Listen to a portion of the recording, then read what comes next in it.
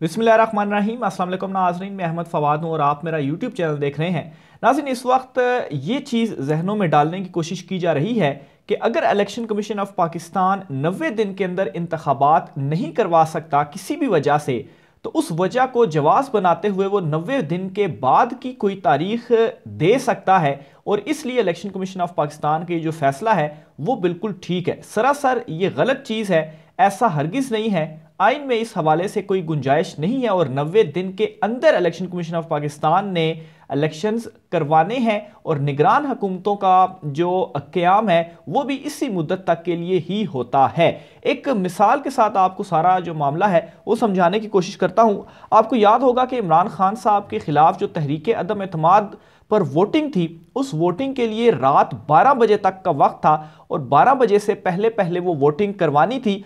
और जब सारा दिन पार्लियामेंट का सेशन चलता रहा और वोटिंग नहीं हुई, तो रात को आखिरी पहर जो इतलात सामने आई कि सुप्रीम कोर्ट लग गई है, जजेस जो हैं वो सुप्रीम कोर्ट ऑफ पाकिस्तान में पहुंच चुके हैं और अगर वोटिंग नहीं करवाई गई तो फिर आर्टिकल 6 के खिलाफ के हवाले से जो कार्रवाई है वो की जा सकती है, या तौहीन अदालत की जो कार्रवाई है वो की जा सकती है। तो उसमें भी स्पीकर जो थे, डिप्टी स्पीकर, उन्होंने पहले ये रूलिंग दी थी कि जो साइफर वाला मामला है, इस मामले को जवाज बनाकर अभी वोटिंग हम नहीं करवा सकते, पहले इसके ऊपर तहकीकात होंगी और फिर उसके बाद सारे का सारा मामला देखा जाएगा।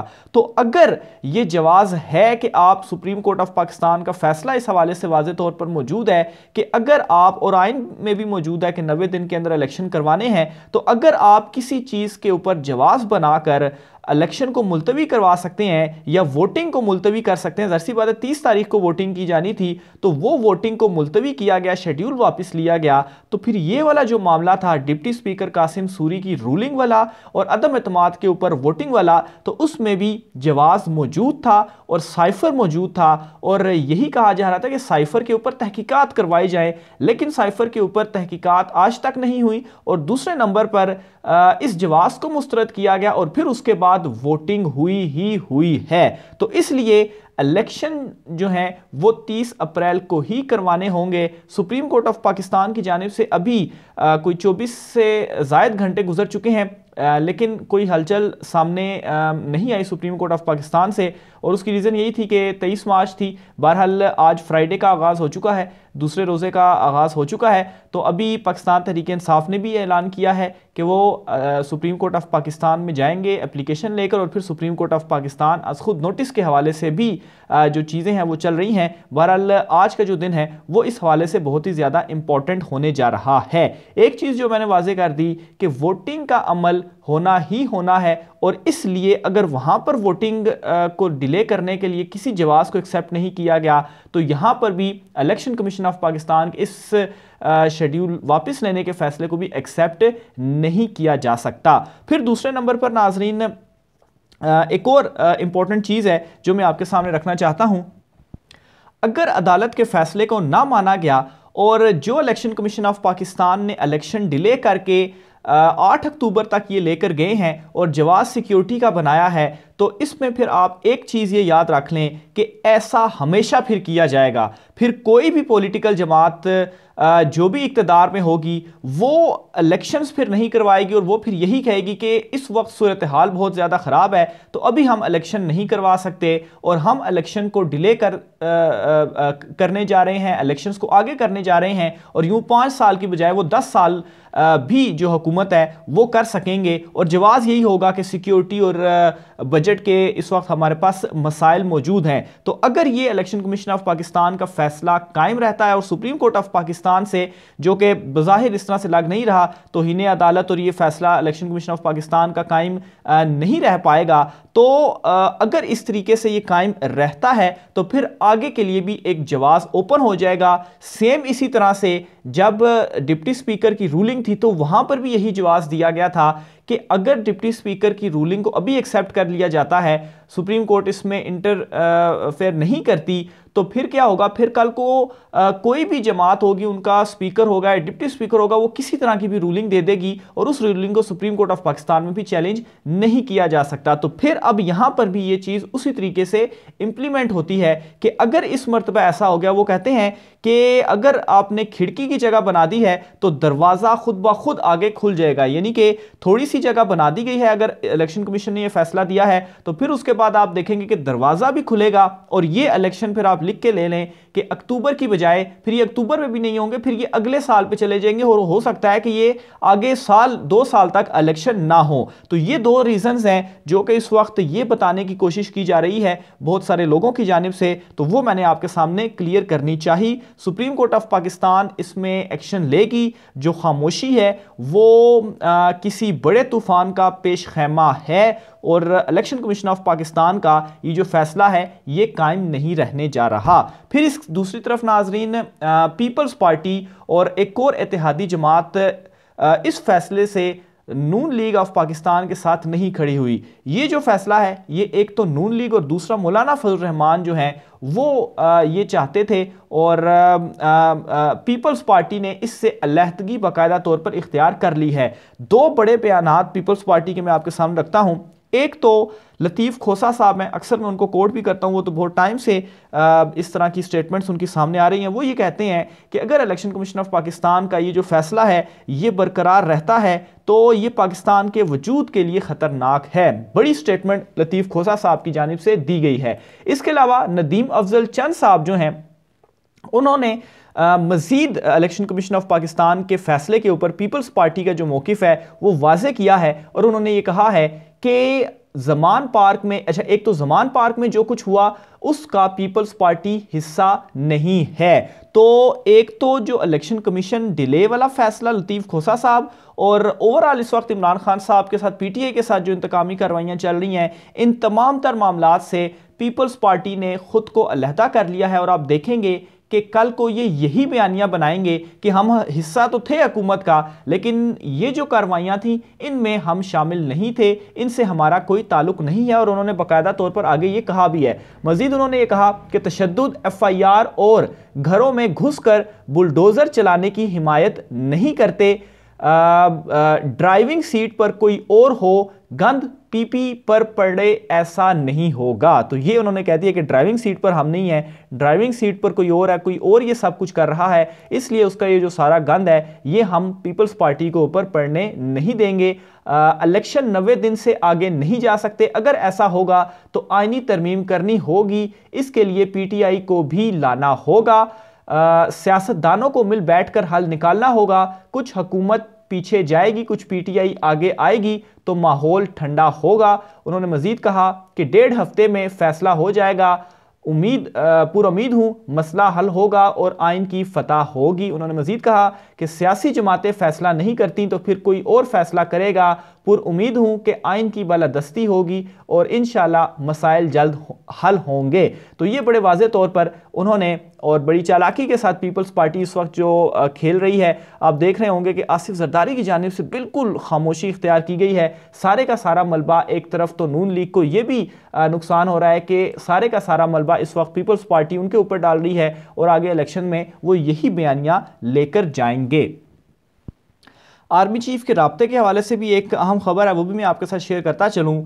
सीनियर सहाफ़ी हैं और इलेक्शन कमीशन हम इकट्ठे ही कवर करते हैं, फ़हीम अख्तर साहब, उनकी जानिब से ये खबर दी गई है कि इलेक्शन कमीशन ऑफ पाकिस्तान ने ये जो शेड्यूल मुअत्तल करने का, शेड्यूल वापस लेने का फ़ैसला किया था, इस फैसले से पहले इलेक्शन कमीशन ऑफ पाकिस्तान ने एक तो तमाम स्टेक होल्डर से रब्ता किया था, इसके अलावा शहबाज शरीफ और आर्मी चीफ से भी जो रब्ता है वो चीफ इलेक्शन कमिश्नर की जानिब से किया गया।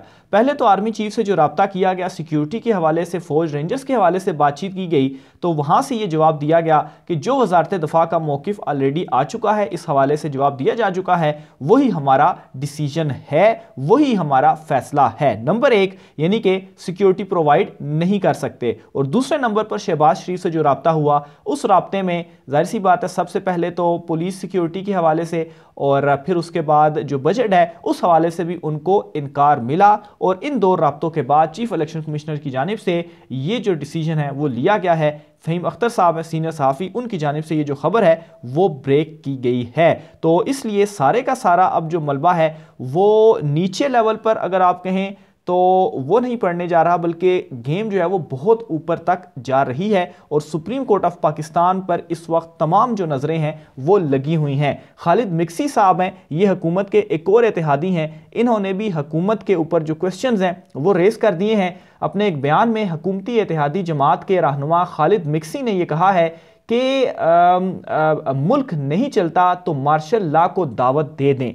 साफ साफ उन्होंने कह दिया है ये कि मुल्क नहीं चलता तो मार्शल लॉ को दावत दे दें। उन्होंने कहा कि सारी कौम लटकी हुई है, हुकूमत से फैसले नहीं हो पा रहे। पार्लियामेंट के मुश्तरका इजलास में उनकी जानिब से ये जो खिताब है वो किया गया और बलूचिस्तान अवामी पार्टी के रहनुमा हैं खालिद मिक्सी साहब, उनकी जानिब से ये जो बयान है वो दिया गया है। तो शहबाज हुकूमत दिन ब दिन फंसती जा रही है, ये उनकी सोच है कि ये decision election commission of Pakistan की जानिब से जो लिया गया है, इस डिसीजन के बाद शायद जो हालात हैं वो उनके लिए साजगार हो जाएंगे। सुप्रीम कोर्ट बार की जानिब से भी पंजाब असम्बली के इंतखाबात अक्टूबर तक मुलतवी करने की शदीद अल्फाज में मजम्मत भी की गई है। सुप्रीम कोर्ट बार एसोसिएशन ने पंजाब असम्बली के इंतखाबात अक्टूबर तक मुलतवी करने की शदीद मजम्मत की है।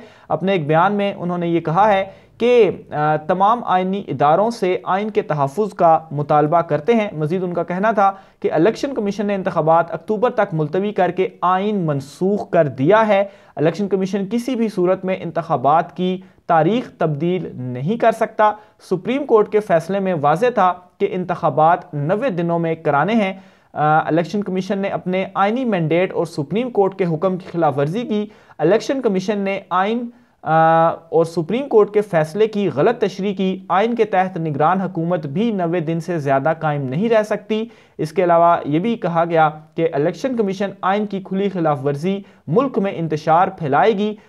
तमाम आइनी इदारे आइन मनसूख ना करने के लिए जामे इक़दामात करें। तो ये सुप्रीम कोर्ट बार एसोसिएशन है, उनकी जानिब से भी ये जो बयान है वो सामने आ चुका है। फवाद चौधरी साहब की जानिब से भी एक मरतबा फिर एक अहम बयान सामने आया है और उन्होंने इलेक्शन कमीशन और उनके जो चारों मेंबरान हैं, चीफ इलेक्शन कमिश्नर और चारों सूबों के मेंबरान, इनके ऊपर आर्टिकल 6 का केस बनता है। ये फवाद चौधरी साहब की जानिब से अगेन रिपीट किया गया है। उन्होंने ये कहा कि पहले आर्टिकल 6 पर अमल दरामद नहीं हुआ, अब इन सिविलियन पर हो जाएगा। पहली सिविलियन हुकूमत ने आइन तोड़ने का इकदाम किया, गवर्नर केपी के खिलाफ तौहीन अदालत का मुकदमा दायर कर चुके हैं। तो फवाद चौधरी साहब की जानिब से भी बड़ी वाज़ेह जो इंडिकेशंस हैं वो दे दी गई हैं। मरियम औरंगज़ेब साहिबा हैं, उनकी जानिब से एक बयान सामने आया है और वो ये कहती हैं कि मुल्क का आइन और कानून एक शैतान की मर्जी से नहीं चल सकता। आपको मैं माजी के बयानात याद करवा दूँ, नवाज शरीफ के 2013 और 2018 के वो ये कहते थे कि ख़ास तौर पर 2013 में क्योंकि उस वक्त इलेक्शन मुलतवी करने के हवाले से कुछ मामलात जो है वो चल रहे थे, तो उन्होंने कहा है कि उस वक्त वो कहते थे कि एक दिन भी जो इलेक्शंस हैं वो आगे ले जा नहीं सकते। और आज ये वही हैं जो बात करते हैं कि आइन और कानून एक शैतान की मर्ज़ी से नहीं चल सकता। तो मरियम नवाज़ ने उल्टा नवाज़ शरीफ को ही ये वही इनकी पुरानी स्टेटमेंट्स हैं जो कि इनके अपने गले आकर पड़ रही हैं। और पहले ये क्या कहते थे, और इसी तरीके से मरियम नवाज़, राना सनाउल्लाह, ख्वाजा साद रफ़ीक हो गए, ये तमाम वो लोग थे जो ये कहते थे कि इमरान खान साहब केपी और पंजाब की असम्बलियों को अगर तहलील कर देते हैं तो फिर हम पूरे मुल्क में इंतखाबात करवा देंगे। तो इमरान खान साहब ने तो असम्बलियाँ तहलील कर दी, लेकिन आप तमाम लोग इलेक्शन से इस वक्त भाग रहे हैं। आखिर में नाजरीन, इलेक्शन मुलतवी होने के ऊपर कुछ रद्द अमल मुख्तलिफ सहाफ़ियों की जानिब से सामने आया है। एक दो के जो रद्द अमल है वो भी मैं आपके सामने रखना चाहूँगा क्योंकि इसमें भी कुछ इंपॉर्टेंट चीज़ें हैं। सबसे पहले तो इरशाद भट्टी साहब हैं, उनकी जानिब से यह कहा गया है कि जमहूरियत जाए भाड़ में, वोट को इज़्ज़त दो जाए भाड़ में, आइन जाए भाड़ में, मुल्क की सबसे बड़ी अदालत का फैसला जाए भाड़ में। इलेक्शन कमीशन ने पंजाब इलेक्शन मुलतवी कर दिए। इलेक्शन 30 अप्रैल की बजाय अब 8 अक्टूबर को होंगे। तौहीन सुप्रीम कोर्ट एक नया आइनी बहरान, अफसोसनाक, शर्मनाक। हबीब अकरम साहब इस मामले पर ये कहते हैं कि यमन और लिबनान में सिक्योरिटी और माली मुश्किलात की वजह से इलेक्शन मुलतवी किए गए और वहाँ पर खाना जलंगी में वो मुब्तला हो गए। तो ये एक वार्निंग भी है जो उनकी जानिब से दी गई है कि वहाँ पर भी इसी तरह से किया गया और फिर उसके बाद क्या होता है, वहाँ पर जो खाना जंगी है वो हुई। फिर इसी तरह से अलीना शिगरी साहिबा हैं, वो ये लिखती हैं कि इलेक्शन कमीशन के इलेक्शन मुलतवी करने का फैसला सुनकर शहबाज शरीफ आग बगोला आर्टिकल 6 लगवाने का मुतालबा कर दिया। गाड़ी निकालकर सुप्रीम कोर्ट की जानिब रवाना। ओ सॉरी ओल्ड क्रिप, ये वही ओल्ड बयानात हैं जिनका आगे मैंने नवाज शरीफ के हवाले से भी जिक्र किया। और ये शहबाज शरीफ हैं कि उस वक्त ये कहते थे कि इलेक्शन मुलतवी नहीं हो ही नहीं सकते और आर्टिकल 6 लगता है। और साथ ही उन्होंने ये कहा कि अच्छा ये ओल्ड क्लिप था जिसमें वो भाग भाग कर सुप्रीम कोर्ट ऑफ पाकिस्तान जा रहे थे। और यह मकबूल जान की जानिब से ये कहा गया कि ज़ियाउल हक कहा करता था आइन क्या है, चंद कागजात हैं जिन्हें जब चाहो फाड़ दो। ज़ियाउल हक के रूहानी फर्जंद नवाज शरीफ के छोटे भाई वज़ीर-ए-आज़म शहबाज शरीफ ने अमली मुजाहरा करते हुए फाड़ कर दिखा दिया कि ऐसे होता है ये काम। तमाम नज़रें इस वक्त सुप्रीम कोर्ट ऑफ पाकिस्तान की जानिब है कि वहाँ से क्या डिसीजन आता है। इस वाले से मज़ीद जो भी तफसीलात होंगी आपके साथ शेयर करता रहूँगा। राय का इज़हार कीजिएगा। मुझे इजाज़त दीजिए। अल्लाह हाफ़िज़।